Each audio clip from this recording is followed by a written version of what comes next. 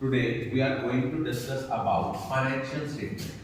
तो बेटा आपके सिलेबस में फाइनेंशियल स्टेटमेंट के दो टॉपिक है. One is with adjustment, another is without adjustment. तो फाइनेंशियल स्टेटमेंट जो है इस चैप्टर को बड़े ध्यान से समझना है क्योंकि प्लस टू का ये बेस है. बेसिकली सोल प्रोप्राइटरशिप ऑर्गेनाइजेशन में जो फाइनेंशियल स्टेटमेंट्स बनाती है वो कौन सी है? Trading account, profit and loss account, and last one is the balance sheet. That another name given to balance sheet is known as position statement. अब बच्चे trading account क्या होता है? ट्रेडिंग अकाउंट एक ऐसा अकाउंट है जो हम इसलिए प्रिपेयर करते हैं ताकि हमें पता लग सके कि हमारी actual net sales cost of goods sold के कितनी ज्यादा है, कितनी ओवर एंड एक्सेस है. अगर तो हमारी net sale cost of goods sold से ज्यादा है then it will be gross profit, otherwise it will be gross loss. कैसे? हम लोग ट्रेडिंग अकाउंट की डेबिट साइड पे शो करते हैं opening stock, net purchases. Net purchases निकालने के लिए परचेज में से 5 चीजें माइनस होती हैं. Purchase minus purchase return, goods given as charity, good destroyed by fire, goods given as free sample, goods withdrawn by proprietor for personal use. और जितने आपके अप टू दी परचेज और मैन्युफैक्चरिंग स्टेज तक के खर्चे हैं उनको हम ट्रेडिंग अकाउंट की डेबिट साइड पे लेते हैं. क्रेडिट साइड पे सिर्फ दो ही आइटम्स आती हैं, net sales. Net sales means sales minus sales return और क्लोजिंग स्टॉक. एक चीज याद रखना, closing stock is valued at cost price और market price whichever is less.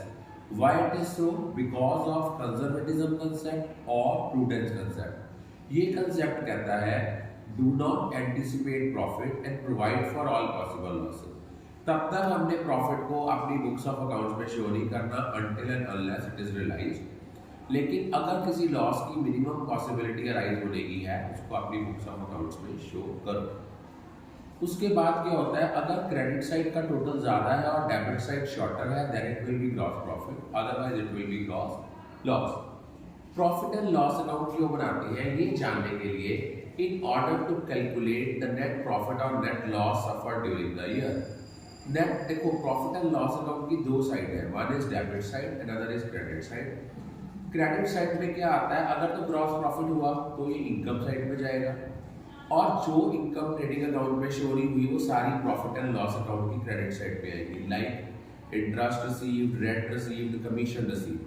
और जो एक्सपेंसेस ट्रेडिंग अकाउंट में नहीं आए, जो डायरेक्ट एक्सपेंसेस नहीं थे, दैट इज इनडायरेक्ट एक्सपेंसेस, जो आपके ऑफिस के एक्सपेंसेस के साथ रिलेटेड है या सेल्स के साथ रिलेटेड है, उनको हम प्रॉफिट एंड लॉस अकाउंट की डेबिट साइड पे शो करते हैं. अगर क्रेडिट साइड का टोटल ज्यादा है और डेबिट साइड का टोटल कम है that difference will be gross net profit, otherwise it will B net loss. Position statement जो बैलेंस शीट है इनकी दो साइड्स डेबिट या क्रेडिट नहीं होती, इनमें लेफ्ट हैंड साइड और राइट हैंड साइड होती है. जो लेफ्ट हैंड साइड है वो आपकी कैपिटल लायबिलिटी साइड है और राइट हैंड साइड आपकी एसेट साइड है. लेफ्ट हैंड साइड में सारी लायबिलिटीज आएगी, कैपिटल आएगा. कैपिटल में नेट प्रॉफिट प्लस होगा, ड्रॉइंग्स माइनस होगी, एडिशनल कैपिटल इंट्रोड्यूस प्लस होगा, इंटरेस्ट ऑन कैपिटल प्लस होगा, इंटरेस्ट ऑन ड्रॉइंग माइनस होगा. एसेट साइड पे सारे एसेट्स आएंगे. अगर हमारा एसेट साइड और लायबिलिटी का बैलेंस टोटल मिल जाता है तो क्वेश्चन ठीक है. आज हम करेंगे एडजस्टमेंट. एक चीज याद रखना, हर एडजस्टमेंट के दो इंपैक्ट होते हैं. One is either in trading और profit and loss account and another is in the balance sheet. पहले है क्लोजिंग स्टॉक. अगर तो क्लोजिंग स्टॉक हमें ट्रायल बैलेंस में गिवन है, ये सिर्फ और सिर्फ बैलेंस शीट में जाएगा. अगर ये एडजस्टमेंट में गिवन है तो ये ट्रेडिंग अकाउंट में भी आएगा और बैलेंस शीट में भी जाएगा. आगे है आउटस्टैंडिंग एक्सपेंसेस. आउटस्टैंडिंग एक्सपेंसेस का मतलब होता है expenses due but not yet paid. अगर तो ये ट्रायल बैलेंस में गिवन है तो ये बैलेंस शीट में जाएंगे. अगर ये एडजस्टमेंट में गिवन है तो ये कहां जाएंगे, या तो ट्रेडिंग अकाउंट में या प्रॉफिट एंड लॉस अकाउंट में, उस पर्टिकुलर एक्सपेंस में ऐड होंगे. मैंने वर्ड ये क्यों कहा कि ट्रेडिंग अकाउंट या profit and loss account.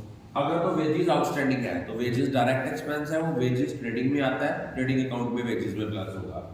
Salary outstanding है, सैलरी इनडायरेक्ट एक्सपेंस है, वो प्रॉफिट एंड लॉस में आता है तो प्रॉफिट एंड लॉस में ऐड होगा. और बैलेंस शीट की लायबिलिटी साइड पे आएंगे। और अगर हमें दिए हुए हैं प्री पेड एक्सपेंसेस, तो बच्चे प्री पेड एक्सपेंसेस जो होते हैं, अगर तो ये हमें ट्रायल बैलेंस में गिवन है तो ये जाएंगे आपके ट्रेडिंग या प्रॉफिट एंड लॉस अकाउंट में, पर्टिकुलर एक्सपेंस में से माइनस होंगे। अगर तो ट्रायल बैलेंस में गिवन है तो फिर हम इसको क्या करेंगे, फिर हम इसको सिर्फ और सिर्फ बैलेंस शीट में शो करेंगे।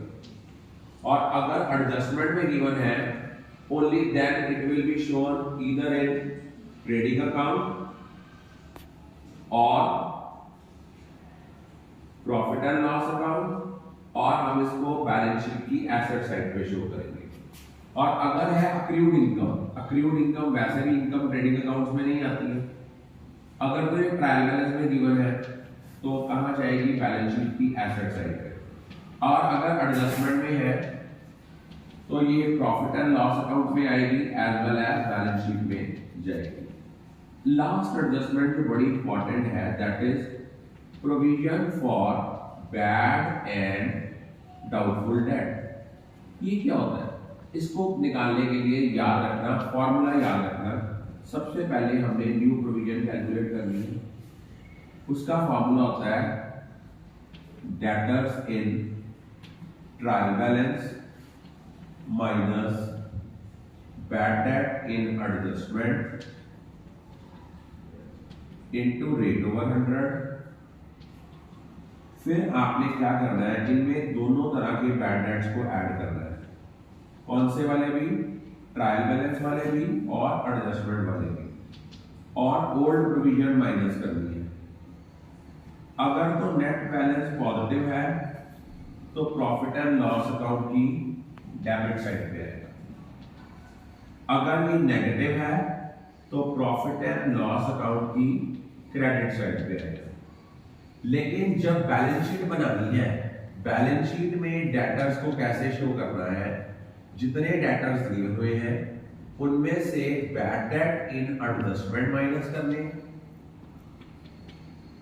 और एक माइनस करनी है न्यू प्रोविजन, अदरवाइज और कुछ माइनस नहीं करना। Is it clear? I think all of you are clear about it.